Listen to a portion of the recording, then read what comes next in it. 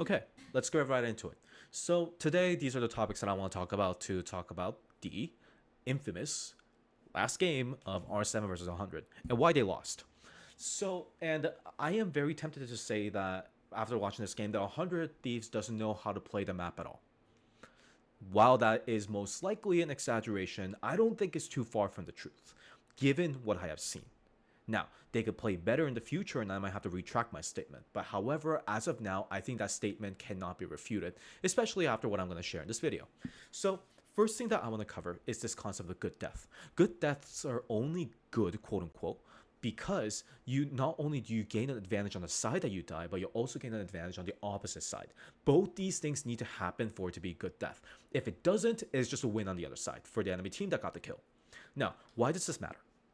Because the way that this sequence starts around 12 minutes is very important in a way where the moment that R7 is notified that River is on the bot side of the map, then Sniper cannot be on the top side of the map because there's nothing to be gained over here except just a couple of minions. And I refuse to believe that that is sufficient for Cassante. If this wave was significantly bigger, and if this champion was like Cannon or something and he could one-shot the wave and just die, then maybe it's worth it. But a single wave that is not even a Cannon wave is definitely not worth him staying here, and he's going to die for it. The lucky thing for him is that he was able to eliminate the wave and the wave becomes even. And 100 Thieves is aware enough to the point that they're able to trade the side towers to the point that R7 is going to be ahead on the wave on the top side and 100 Thieves is going to be ahead on the wave on the bot side. This is when we start introducing the concept of plus minus waves. What are plus minus waves? It's essentially locating where the minion wave is, and if it's on the opposite side of the halfway point, then we consider it a plus. If it is on the opposite side, if it's towards your side of the map, past the river point, then it is a minus. The general rule for League of Legends has not changed for a very long time.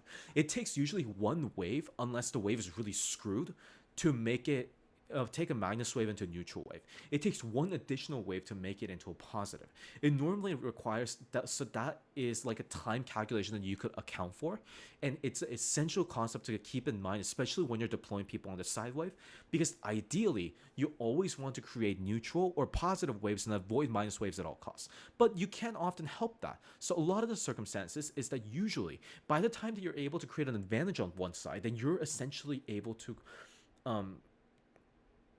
you have to counteract the opponent making a positive with the opposite side, which in this case is a minus for you. And this is precisely what happens here, where after these two teams have taken down their waves, the circumstance is that there's a minus here and there's a plus here for R7.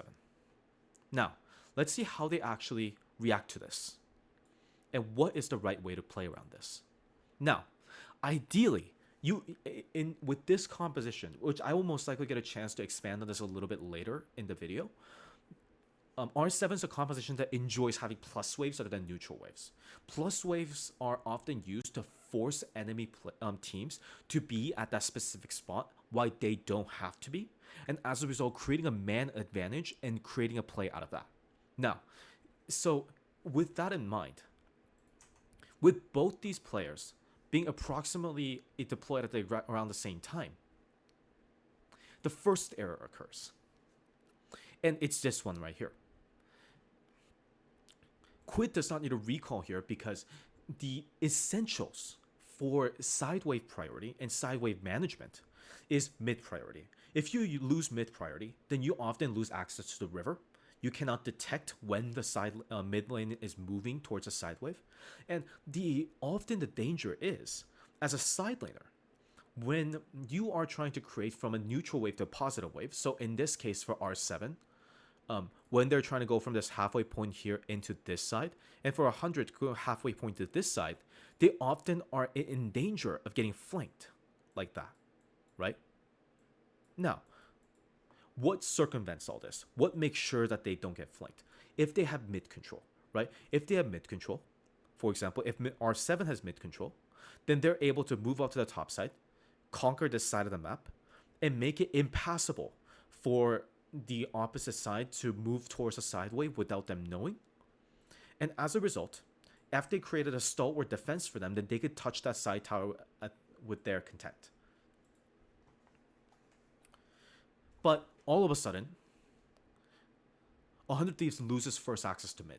And this is the first initial problem. Lucian is able to touch this wave while Tomo's very far away. This is a situation where Quid should have been here, along with Ayla, to the point that at the very least, the wave is neutral, so they're able to enter the river at the same time.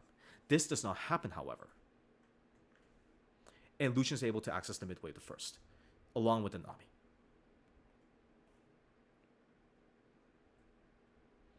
And because they have been defended like this, and they're able to control the river, not only do they get access to Rift Herald,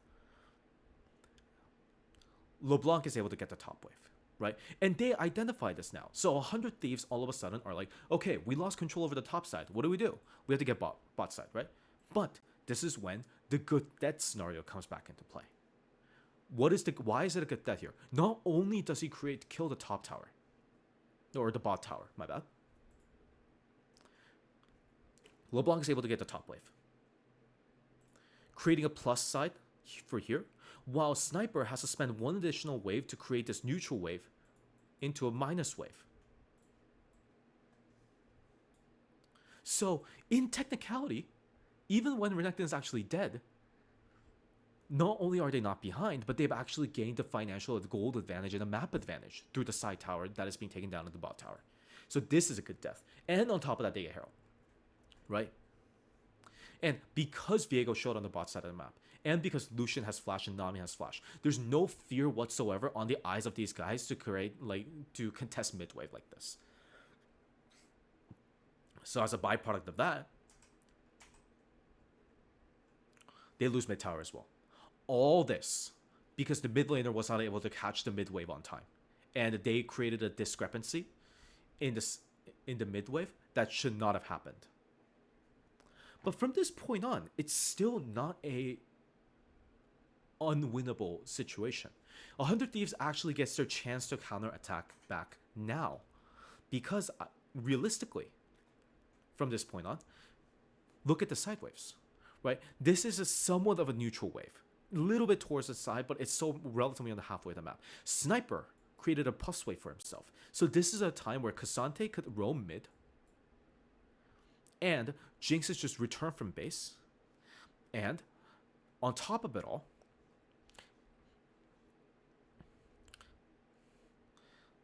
R7's one of his members are recall. But R7 doesn't make the mistake that Quid made.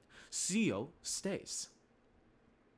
As a result, they're able to contest the mid wave. They lose push, but they're at least able to control it in time to the point that they could, at the very least, contest what is going on the side wave and defend the jungle.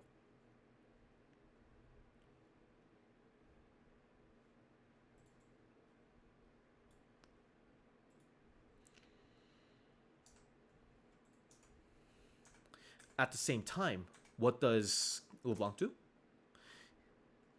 He's changing the plus wave, no, minus wave from themselves and plus wave for 100 Thieves back into a plus wave for themselves. And on the exact same timer, Vex is allowed to hit mid wave. Now, what is the grave error that they fall into? There's two.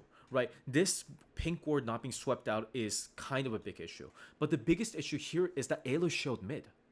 The pairing of jungle and Viego right now, their entire job is to ensure that this entire side is protected, and they have no vision whatsoever of wherever they're supposed to be. But due to some godforsaken reason, they fail in detecting this ward, which inherently implies that they have no idea how to control river. Because River still has sweepers. He didn't use it.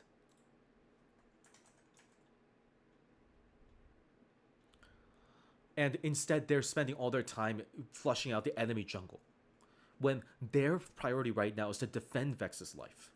So the moment that LeBlanc is done, creating this into a plus wave, he immediately goes to the side that is neutral.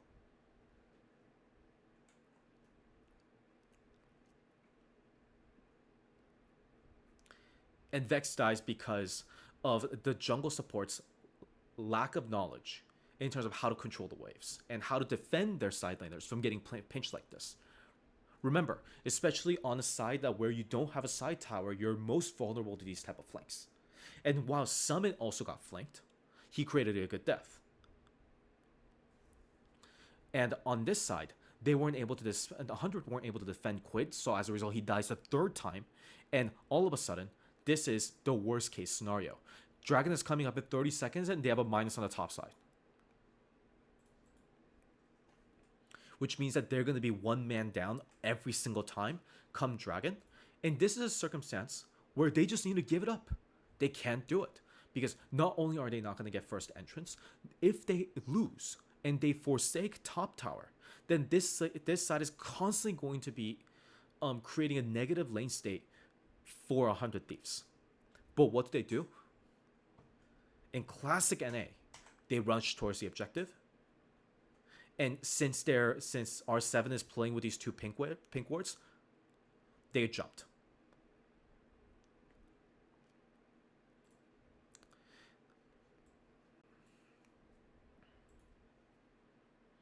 These are the things that just cannot happen because the way that each team reacted to the same exact scenario is so different, right? How are these situations different?